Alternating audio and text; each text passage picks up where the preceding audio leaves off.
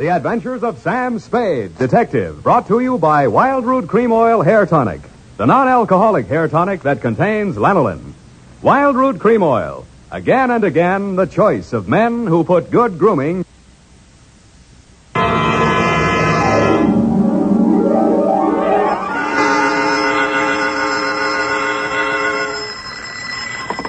Sam Spade Detective Agency. Me, sweetheart. Oh, Sam, I got it. Got what, my pet? A bank book, Sam. Well, you must advertise in the Lost and Found right away, Effie, and find the owner. There might be sickness in the family. Oh, but it's your bank book, Sam. What? Uh-huh, it has your name on it. Samuel Spade, account number 4. It's a forgery. Somebody's trying to pin something on me. Lock it up and don't touch it until I get there. Oh, all right. Did you make a lot of money on this one, too? Got the check right in my pocket, $500. Oh, Sam, we're making more money than a movie star. Well, almost. And all honestly, too. 600 last week and 500 this week. Yeah, how about that? And life gives a 3-page spread to I Spy Molten. But we mustn't let it turn our heads, Effie. No. We gotta stay in there pitching. I'll be right down to pitch my report on the Adam Fig Caper.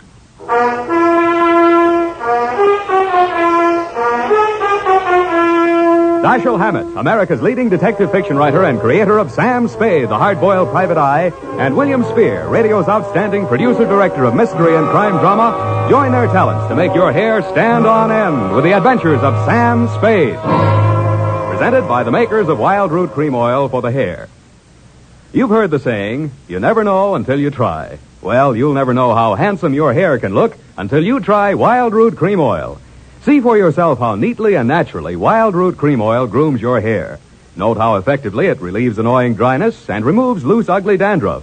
You can get Wild Root Cream Oil Hair Tonic in either the big economy-size bottle or the handy tube. Or you can ask your barber to use it on your hair. But by all means, try it. Don't delay. Get it today. Wild Root Cream Oil. Again and again, the choice of men who put good grooming first. And now, with Howard Duff starring as Spade, Wild Root brings to the air the greatest private detective of them all in The Adventures of Sam Spade. Sam,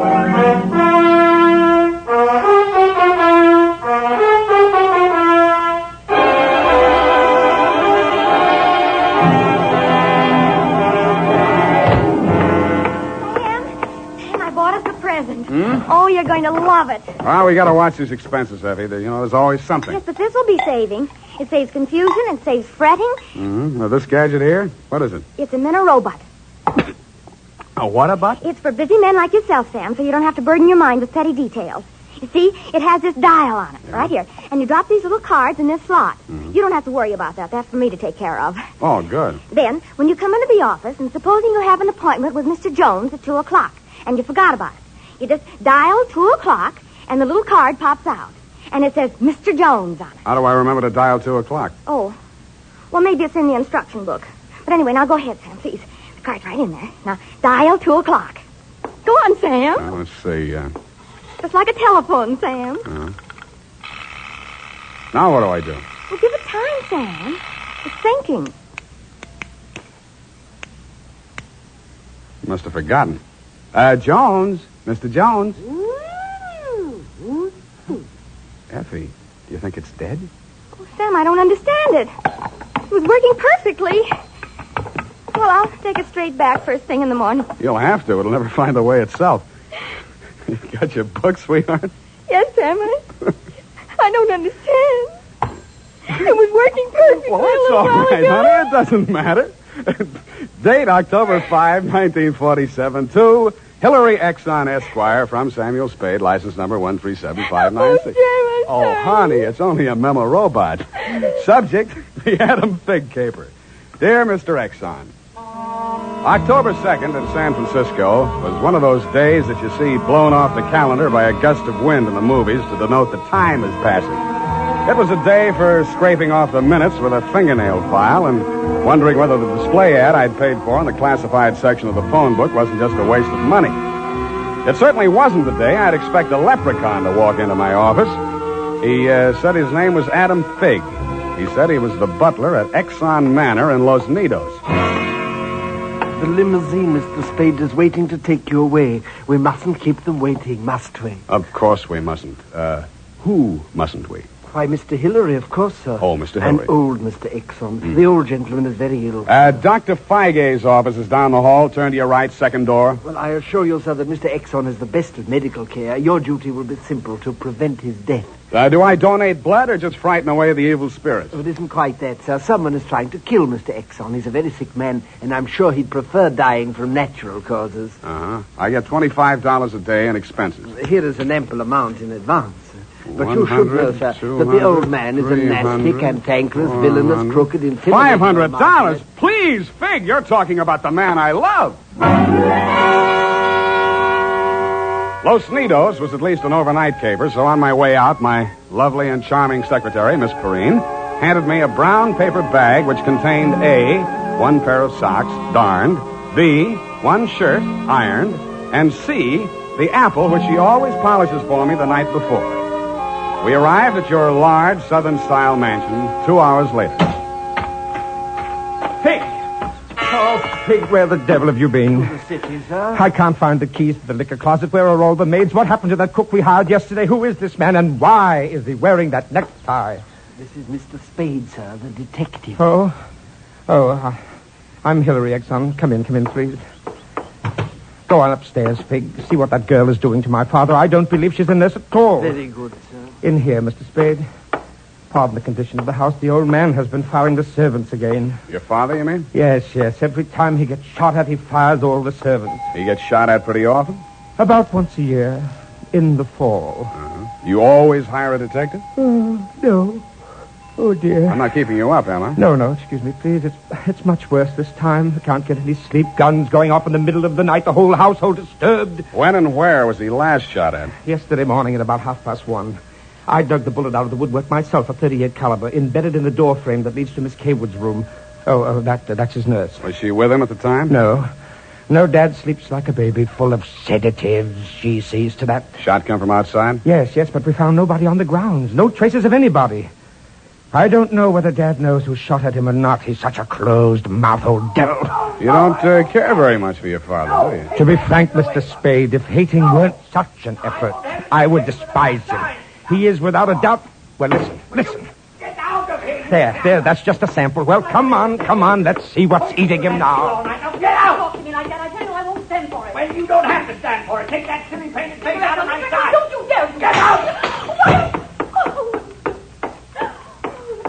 I'm quitting, Mr. Exxon. I can't stand it another minute. Yelling, screaming, throwing things at You him. must have done something to set him off. I didn't, I tell you, I didn't. This is Mr. Spade, Miss Kaywood. A detective? Will it make you happier to know that I'm a private detective, Miss Kaywood? Well, Mr. Spade, I only hope you can prevent a murder. If there's any way at all that I can help, Thanks. I'll see you downstairs after I've talked to the old man. You'd better go in alone, Spade. Oh, Miss Kaywood, do you have a throat spray downstairs? I seem to be congested. Oh, go away. Go away! Go away! Oh, well, wasting ammunition. Who are you? If you're a total stranger, come on in. Well, don't be afraid, son. Come on over where I can look at you. It's hard to keep my eyes open. Oh, I mustn't do that. Oh, so you're the detective, eh? That's right, Pop. If you want to take a little nap or something, I'll come back later. What did I say just now? Come back later? No. There's no reason for you to come back later. I'll say everything I have to say right now. The shot woke me. I didn't see anything. I don't know anything. I've got a million enemies. I can't remember the names of any of them. Why don't you try to remember? I could have them checked. You're wasting your time, Sonny. In my day, I've wiped out 100 men, and I'll outlive anybody who's gunning for me now. You must be proud of your past, huh? Proud? Sonny, a past like mine is the finest thing an old man can have. I've swindled my partners and betrayed my friends. I've turned state's evidence just to see my associate get sent up for 20 years. And they say my wife died under peculiar circumstances, and I got rich off her insurance. Now I'm done talking. Do me a favor, son, please. I've got to get a half hour, 20 minutes sleep alone. You'll keep them out, everybody. Please, will you? Sure, Pop. Go ahead. Go on, sleep. Oh, thank you.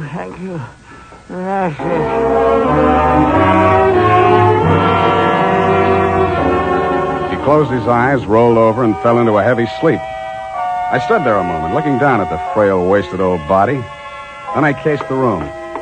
In digging the bullet out of the door, Hillary had done a good job of ruining any chance there might have been of proving the direction it had come from. I strolled out on the balcony. It was a pretty night. I lit a cigarette and took it in. Then I heard a door open and close softly behind me. Nurse Kaywood was at your father's bedside. She was filling a hypodermic from a small vial of bluish liquid. He didn't awaken when she jabbed it into his arm. Then she saw me standing in the doorway.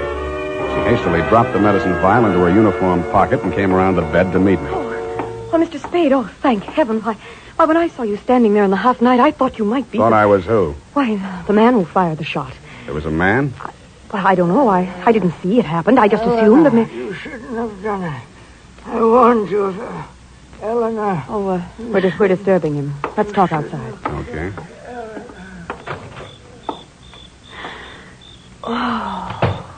It's good to breathe something besides sick room air. I thought you got used to things like that in your profession. Why are you so unfriendly, Mr. Spade? Nurses are humans, aren't detectives. Try me, sweetheart.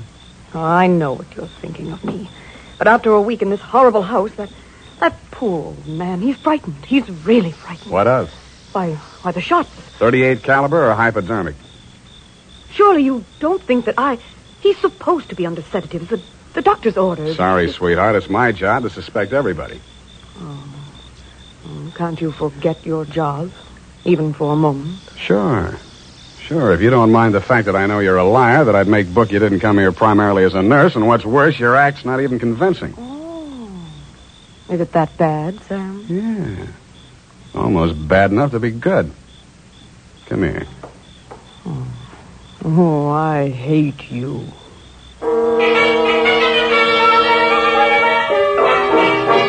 It was a very satisfactory love scene for both of us.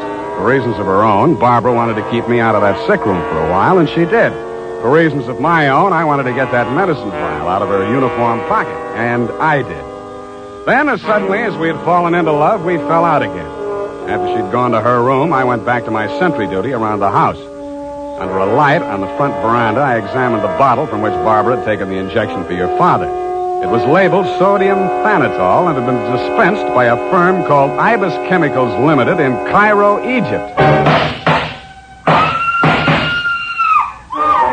A scream filled the house, high and frenzied. I started running toward Barbara Kaywood's room. I slammed the terrace door open and found the light switch. Barbara was sitting upright in the center of a bed. Her face jerked up so abruptly that it seemed a neck had snapped. She clutched both hands to her chest and fell face down among the bedclothes, staining them with her blood.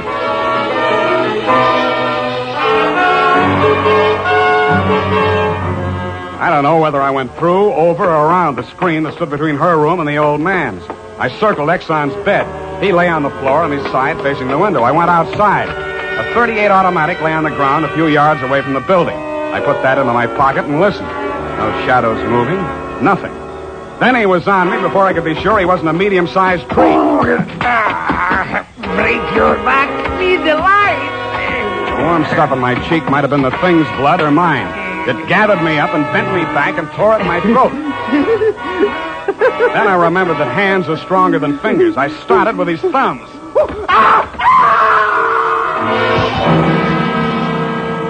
He lay there for a moment, then his huge body began to twitch. He was holding his fingers and sobbing like a baby. I pulled him up to his feet, poked him in the back with the flat of my hand. I followed him through an opening in the hedges and down a long, pitch-dark lane toward the lights of a squat brick house set on the top of a slight rise. As we approached it, a door opened and light streamed out onto the porch. The tall man framed in the doorway was the last person in the world I expected to see. Ah, Marcus, you brought it. Oh, master, very delightful service, but have much pain in fingers. Always complaining, Marcus. Welcome, Mr. Spade. Come in, my dear fellow. Come in. I've been expecting you. The lost family fortune by blackmailing me. And if you don't remit, Exxon could have you booked for forgery, blackmail, definition of character. Oh, my dear fellow, please. This is most painful. But if I had but the original letter, I could destroy it and go back to the felt. Ah, the felt. What happened to it? That pig, that stinker stole it. He burgled my home. Are you taking pot shots at old Exxon? Well, don't be a fool, man. I want Exxon to stay alive. I must find out some part of his life which will have an exchange value that will cancel out what he has on me. By the way, old thing, you met Miss Kaywood. Mm-hmm. At the present moment, she's milking me for $150 a day. Oh? She's supposed to goad the old man by whatever means necessary into talking about his past. And that information she is to bring to me. Well, that ought to be easy. Exxon brags about his past. Now, so far, I've learned that Hillary Exxon stole 2 heifers at the livestock show in Abilene in 1906. I feel for you, Captain. That wouldn't get much on the current market, would it? My dear fellow, I've a proposition to make to you. Should you ferret out anything that would be of value to me, I'll reward you handsomely. Well, maybe something can be arranged, Captain. Good, excellent. May I have your word on that? Well, there isn't much time, Captain. I'd better trot on back. I'll show you to the door, sir. And let me warn you, Mr. Spade, for your own good, should you ever hear the thrum of Ibis wings, run, flee. I assured him that I would heed his warning, bade him good night, and started back down the lane in the direction of Action Manor.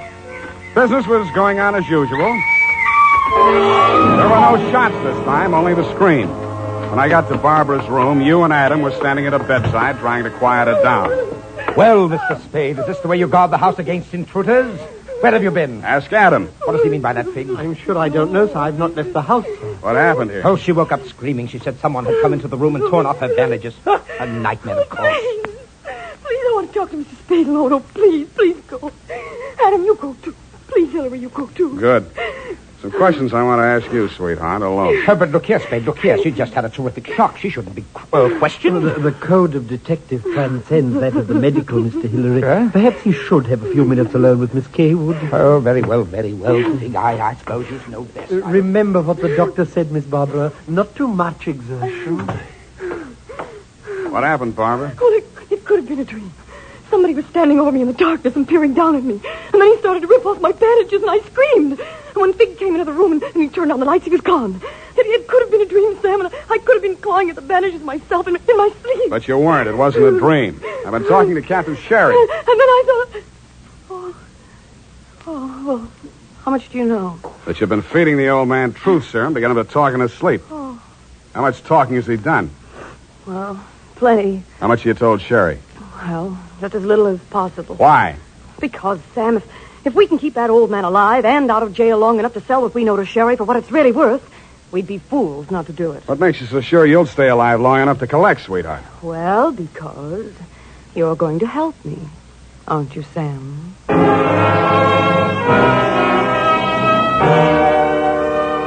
So I helped her, but not for the reason she thought. I made a lot of noise leaving her room and going to mine. Going back, I didn't wear any shoes. I slipped into a clothes press in her room so quietly that even she didn't hear me. I left the door slightly ajar and waited. Time passed, and I was stiff from standing still. It happened at about 3 a.m.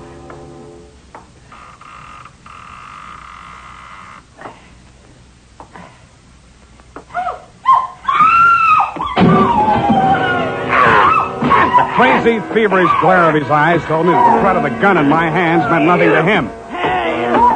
I jumped to his side, twisted the knife away from him, picked him up in my arms, and carried him, kicking, clawing, and swearing, back to his bed. He lay there, breathing hard. Then he smiled. You're a smart one, Sonny. You had me figured out the first time you came in here, didn't you? Not quite, Mr. Exxon. The gun under your window was the clincher. That gun? Sure. I had it under my pillow all the time. I got tired of shooting into door frames. Look, you're dying, Mr. Exxon. There's no use trying to make up stories now. You're right, Sonny. I knew that nurse would sit up in bed after I fired tonight. And then I let her have it right through the screen. Why? You know why, well or not. She was doping me up and sneaking in here at night, listening to what I was babbling about. Maybe you weren't saying anything important, Mr. Exxon. I might have, Sonny. I might have. 14 years ago, I killed my wife. I wanted to carry the secret to my grave.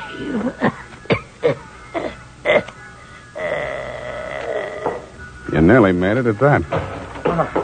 Spade! What's happened? Is he dead? He's dead. Did he say anything, sir? Did he confess anything? You must tell me if he said anything. I didn't hear him say a word. Well. Yeah, Mr. Spade. Charged with a certain texture, a significant quality. There's a certain smell, yes. And omen. You can inhale it, sir. Journey thou to Nairobi on the veldt. Tarry 7 days, and you will collect the fabulous golden skull of Wizami, king of the Bojamas. Aha! Marcus! Yes, master. Unhook the hooker. Pack the marmalade. We are off to the veldt.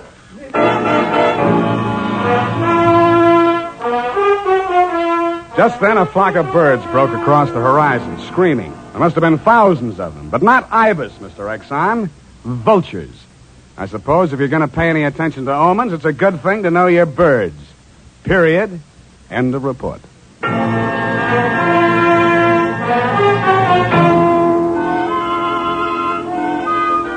Right now, I have something to say to every man who doesn't use a hair tonic. To every man who says, I don't believe in it or I don't need it. That all depends on what you mean when you say hair tonic. If you mean the old-fashioned greasy kind that leaves your hair smelling like a perfume factory, you're absolutely right. But remember, Wild Root Cream Oil Hair Tonic is nothing like that. Wild Root Cream Oil is an entirely new kind of hair grooming preparation. There's not a drop of alcohol in Wild Root Cream Oil, and it contains soothing lanolin that's like the oil of your skin. Most important, Wild Root Cream Oil grooms your hair the right way, neatly and naturally. Never leaves your hair sticky or greasy. Get the big economy-size bottle and the handy new tube that's economical, easy to pack when you travel, and grand for the bathroom cabinet. Don't delay. Get it today. Wild Root Cream Oil Hair Tonic. Again and again, the choice of men who put good grooming first.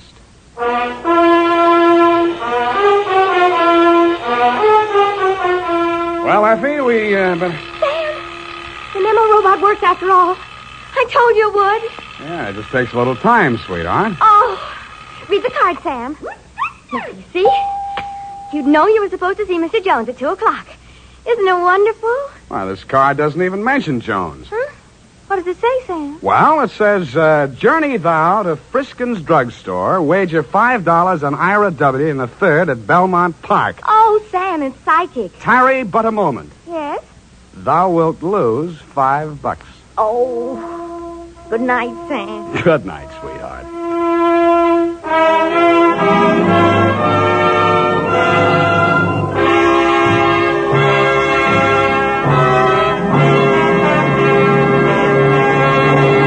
The Adventures of Sam Spade, Dashiell Hammett's famous private detective, are produced and directed by William Spear. Sam Spade is played by Howard Duff. Lorene Tuttle is Effie.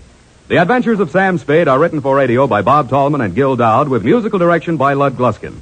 This is Dick Joy reminding you that next Sunday, author Dashiell Hammett and producer William Spear join forces for another adventure with Sam Spade, brought to you by Wild Root Cream Oil. Again and again, the choice of men who put good grooming first. Smart girls use Wild Root Cream Oil, too, for quick, good grooming and to relieve dryness between permanents. Mothers say it's grand for training children's hair.